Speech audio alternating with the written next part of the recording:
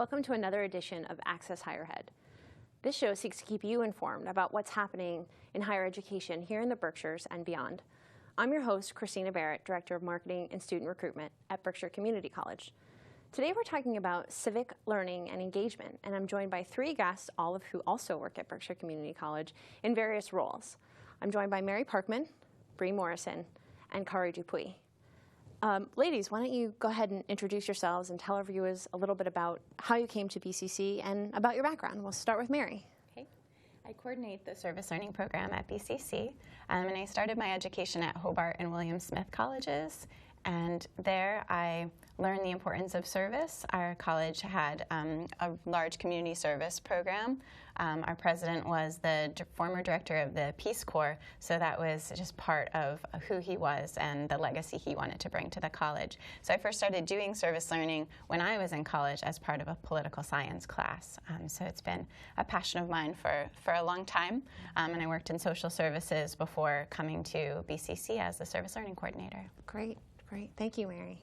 Bree, tell us a little bit about yourself. Well, I grew up in Lanesboro, and I moved from Lanesboro to Albany to go to the College of St. Rose, and I graduated there in 2013 with a degree in Psych and Spanish. And I started working at BCC about a year and a half after I graduated from college, and I've been here since the fall of 2015, and it's been really great. Great. Well, welcome back to the Berkshires. We're glad you joined us after your brief stint away. Kari. Okay, so I'm a proud graduate of Berkshire Community College, and I feel like in many ways I've come around full circle, because after my time at BCC, I then went on to UMass Amherst to get my bachelor's degree, and then I got my master's in social work at UConn School for Social Work.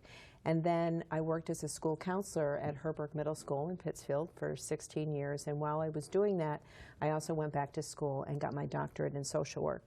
And so I'm very passionate about social justice. And as a social worker, service learning appeals to me on so many different levels. So I started at BCC 2 years ago, full-time, as an assistant professor in the Human Services Department.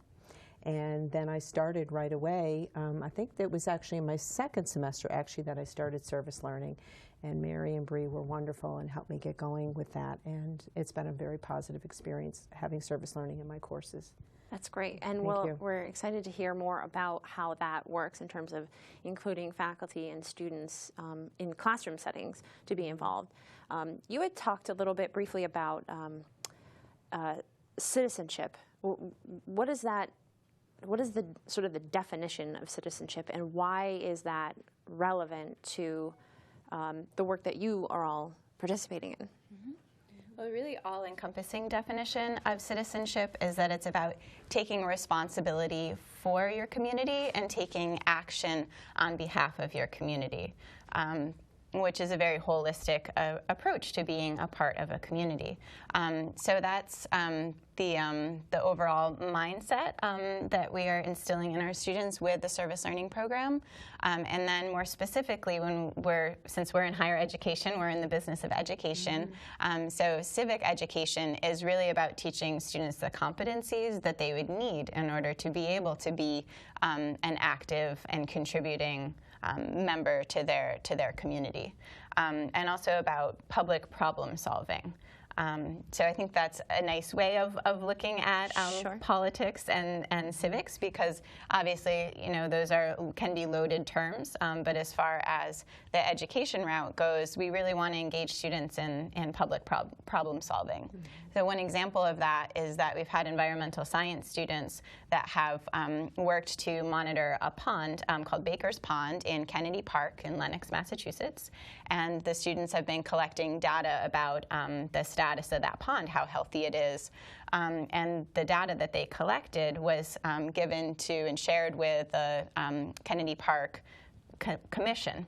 And so they oversee the park and the health of the park. So with the data that the students collected, they were able to advocate to the governor for funds to repair and restore the pond, because it's not as healthy as it could be. And so the students were involved in that advocacy and just learning how how to make change on the ground. So it's a very small pond in a small town in Massachusetts, but there are channels in order to work through that you can get state funds in order to make your community better. So our students helped make that happen, and the students are continuing to work to monitor the pond. The money that the governor allotted was for dredging the pond, and now it's kind of the pond is starting fresh, and the students are monitoring how it's restoring and what species are coming back. So that's a really great example of civic education at work and the civic learning that our students did with the environmental science program. Not only is it a great example of the work that you all are doing, but from a student perspective, for them to be able to add that to a resume and showcase to employers when they are in the workforce that these are real-world experiences they had. They're not, scenarios that you think up in the classroom and you sort of role play, but they're actually, your hands are on the ground, you're getting dirty. I imagine that there's many hours involved outside of the classroom doing real world experiments, technologies, and analysis. So that's, that's when you think about a win-win situation, that's certainly a great example of one. Why is service learning and civic engagement, why is that important? It's really part of the original purpose of education in our country, that citizens, that people need to be educated in order to make decisions about how things will be in their communities, their towns, their cities, states, and the nation. So the original purpose of education was to have an informed citizenry so that they could make decisions and vote and decide who would represent them and what values they would have. So it's really been a part of education from the beginning. And the state of Massachusetts has, our Department of Higher Education has really gone back to those roots of education and we've been the first state in the nation to adopt civic learning as a goal for all of our students. So we're hoping other states will follow, but we're leading this initiative to teach our students the skills they need to be active citizens. And it just makes for good education because, like you said, the students are doing hands-on projects, they're having meaningful experiences, they're creating change in their community, and that's what it's really all about. That's great. You talked about the scenario at Baker's Pond in Lenox and how students get involved that way.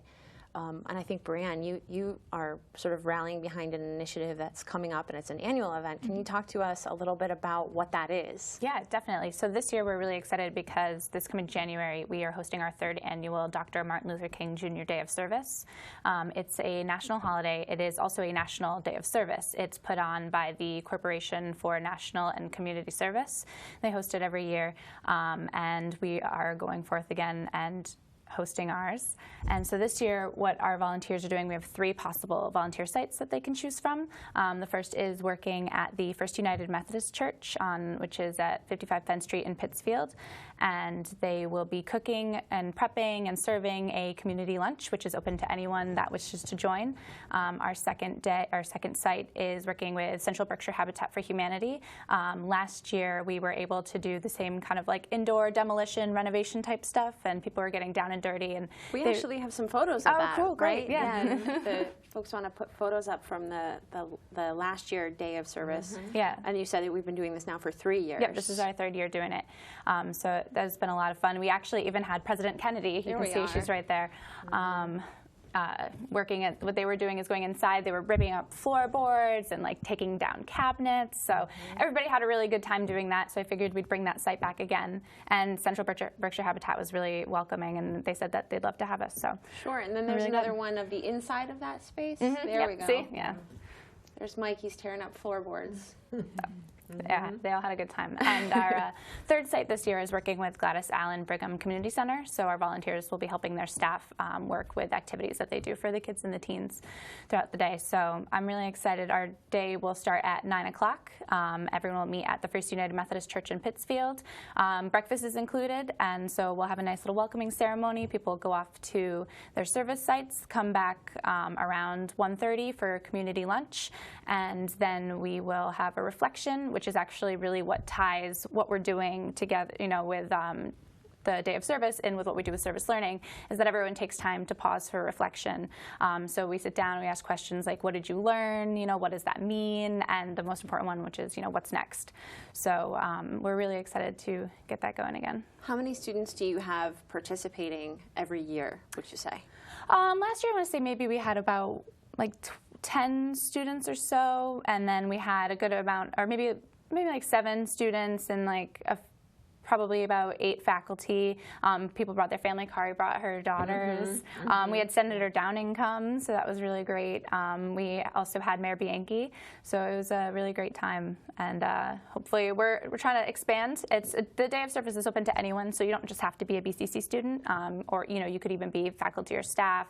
You could be like a friend of a friend, or you could just hear about it on public television and want to join. So and it's a wonderful activity for a family to do, because my girls loved doing it and it was very meaningful, and they still talk about it. So it's a nice way of giving back, and they really appreciated doing that. So. And what did you do last year with your we helped set up for a dinner, or I don't know if it was a lunch. I think it was a dinner and we literally made soup. We cooked up that, you know, we prepared vegetables and helped set the table, and it was very meaningful. They were there for a couple of hours with me, and their picture was in the Berkshire Eagle, and my daughter Emily was like, "I'm famous now." But they loved the fact of being able to do something tangible where they could give back to the community. So felt good. Another good feeling. Yeah. What about the folks who see some of the images that we've shown, particularly of the folks in Habitat Humanity, or someone who is being introduced to a kitchen scenario, and they're thinking, I'm not a great cook, or I have no knowledge whatsoever about how to do any handiwork in a home. How do you sort of work with people who have those different kinds of abilities? Or in my case, I mean, you probably wouldn't want me at Habitat Humanity, but I'd love to do it. So how do you work with folks like that? Well, especially the people at Habitat, they're really great. They don't give you anything that you can't handle. They provide all the tools. They give you, you know, little instructions on how to do it. Last November, we did a build with Habitat for Humanity where we had to kind of fill in cracks with this kind of like foam, hardening foam, and they, you know, taught us how to get in there and gave us the proper safety wear. So they definitely are patient with people. The staff at the harvest table has been really great, showing everyone around the kitchen. You know, we all take time to kind of orient ourselves, and like, so no one's really going in blind, and everyone's just, you know, really patient. And it's you know, you may not be good at, you know, making dinner, but say you're probably really good at cutting vegetables. So if you're really good at cutting vegetables, and I'm really good at like seasoning, you can put your vegetable in while I season, and then Mary can like set it up and serve, because she's really good at like organizing. So it's like, it doesn't really you don't have to be good at everything. You just have to find the one thing that you can do, and then everyone else kind of pitches in with that one thing, and then together it all comes out. That's great. Yeah. In terms of a commitment, I mean, you said this is a day of service, so are folks expected to be, you know, 6 a.m. to 6 p.m.? You know, what kind of commitment should folks plan on if they want to participate? Yep. Well, it starts at 9 o'clock. We'll all meet at the Fitz United Methodist Church at 9 o'clock, and it'll go until 2:30. So lunch will be at 1:30, so everybody comes back for lunch. Both lunch and breakfast are provided, so you don't have to worry about that. You can just kind of show up.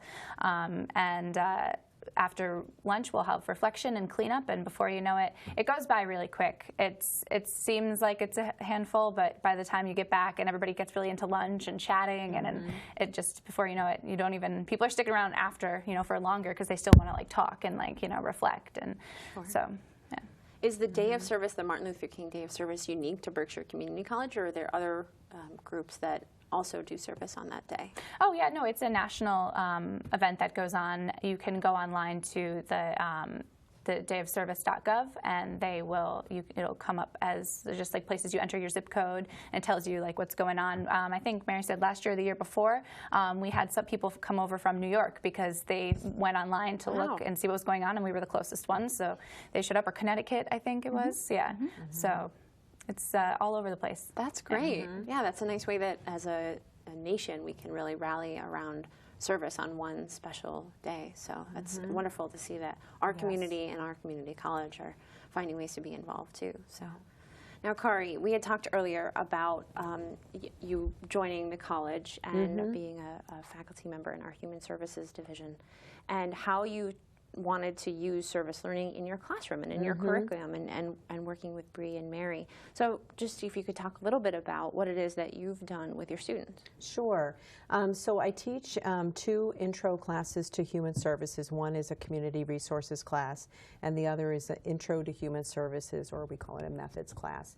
And basically what I do is I give students the option that if they want to do service learning, there are certain requirements that they have to do in addition to the 15 hours of volunteering at a local agency that we have already pretty much identified for the class. For example, the Elizabeth Freeman Center, or Habitat for Humanity, or Head Start, or South Congregational Church as an example in their food pantry. And I think there's a couple of other sites like Music for Harmony through the Morningside Elementary School.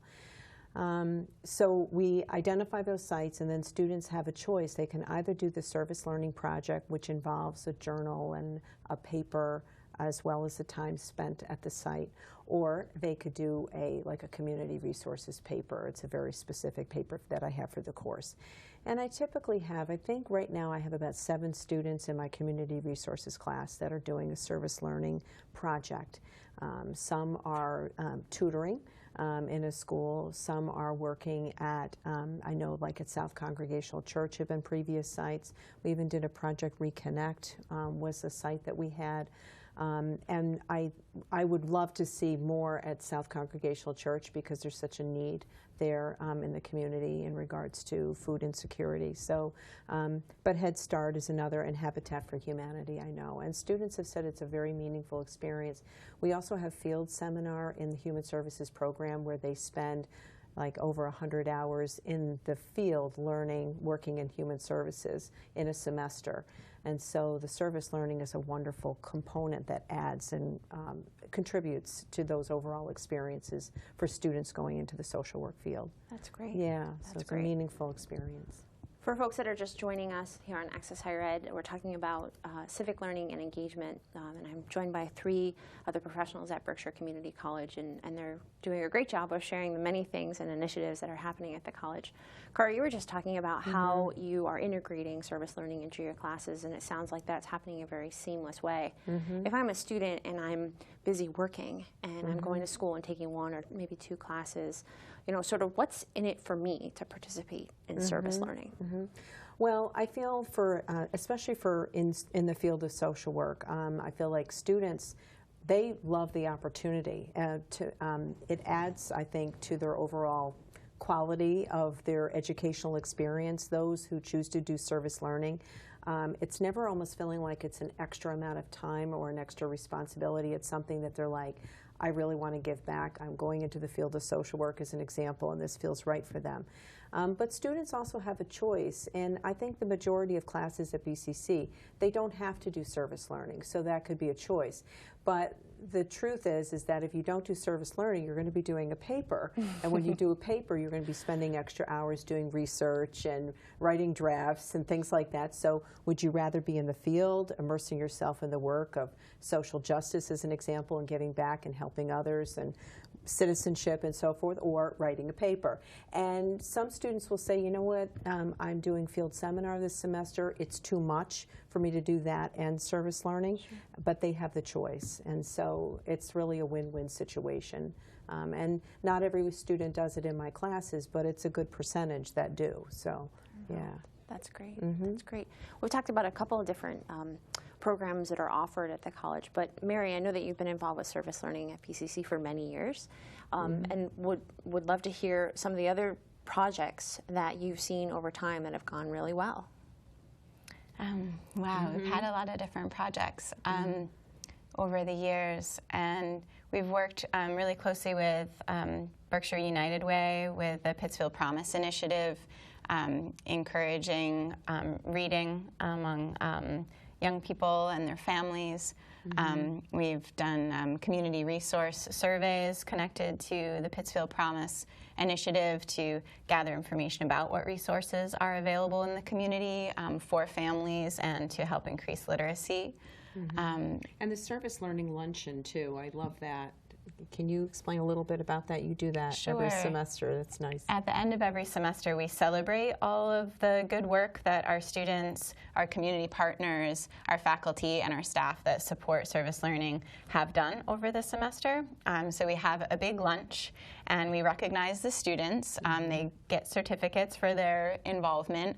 Some students speak, so they practice their civic learning skills of public speaking and communication by sharing what they learned from their project, so the highlights from the reflection paper that they have to write for each of their service learning classes. Our community partners speak to share about the impact our students had on their organizations and the people that they serve, as well as to educate others in the college community about the opportunities that are available in the community. So it's a really wonderful, feel-good event. Celebration is a big part of service learning. There's the service, the reflection, and celebration. So it's really important to celebrate the good work that everyone's done. That's great. Now you're all involved in service learning and community service in many different ways, in a lot of the same ways.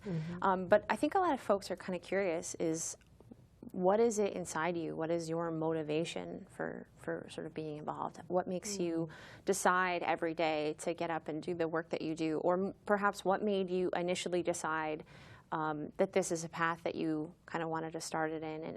And what are maybe some of the lessons that you've learned in doing this kind of work?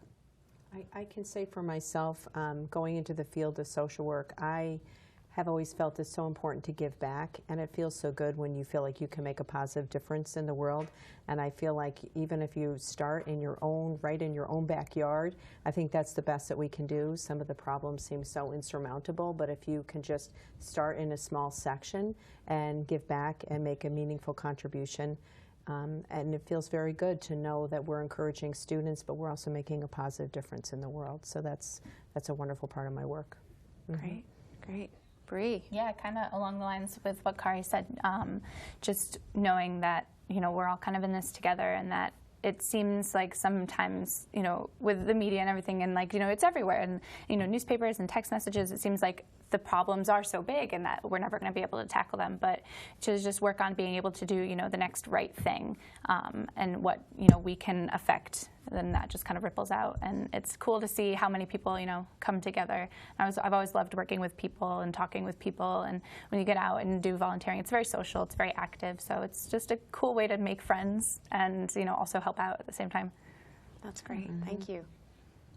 I found it to be a really powerful part of my education when I was in college, service learning, because by my senior year, I was a really good student. I spent a lot of time in the library and a lot of time studying, and I thought by my senior year, I said, I have a lot more to contribute. These papers are great, but I'm ready to go out and do something and make a difference, and I've learned a lot about the problems in the world, and I'm ready to dive in and roll up my sleeves and get to work. So it was a perfect fit for me to be in this political science class that was entitled The New Citizenship, and was using service learning as a method. So I worked with folks in the Housing Development Center and tutored an immigrant woman with her English, and then moved on to help her with some computer skills so that she could improve her job situation and get a raise at her work for her family.